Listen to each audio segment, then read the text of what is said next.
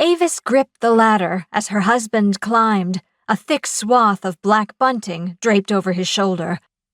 "Be careful, please, Russ." He looked down at her from under that dashing swoop of dark hair and grinned. "Careful as I always am," which did very little to reassure her.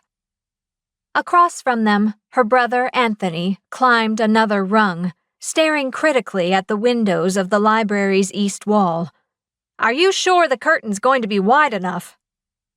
Avis nodded to her notebook splayed on the floor, the numbers arranged in neat columns like soldiers at attention. "Of course, I measured it."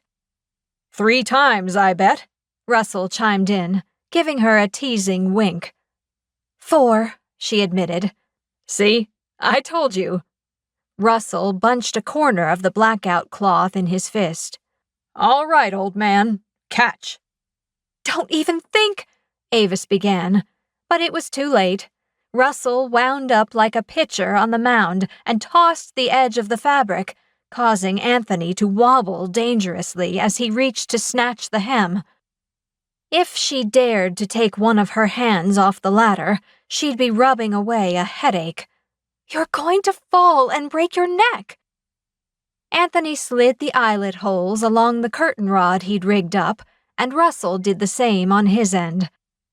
"If you'd held my ladder instead of your husband's, you wouldn't have to worry about me."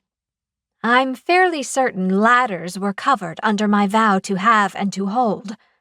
She smiled in satisfaction when both of them laughed, Russell's deep and rumbling, Anthony's breaking off in a snort at the end. 2 of her favorite sounds in the world, as different as the men they belonged to. Her husband, stocky and confident, more comfortable on a fishing dock than he was at his job at the bank. Her brother, gangly and warm-hearted, with a quip on hand for any occasion. At least there was no one else about to hear their nonsense.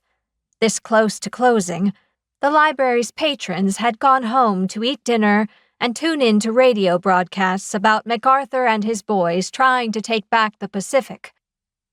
Her hand trembled slightly as Russell climbed down. Focus on what you can control. For now, that meant measurements, regulations, and crisp right angles that matched the edges of the window frame, just as she'd planned. A perfect fit.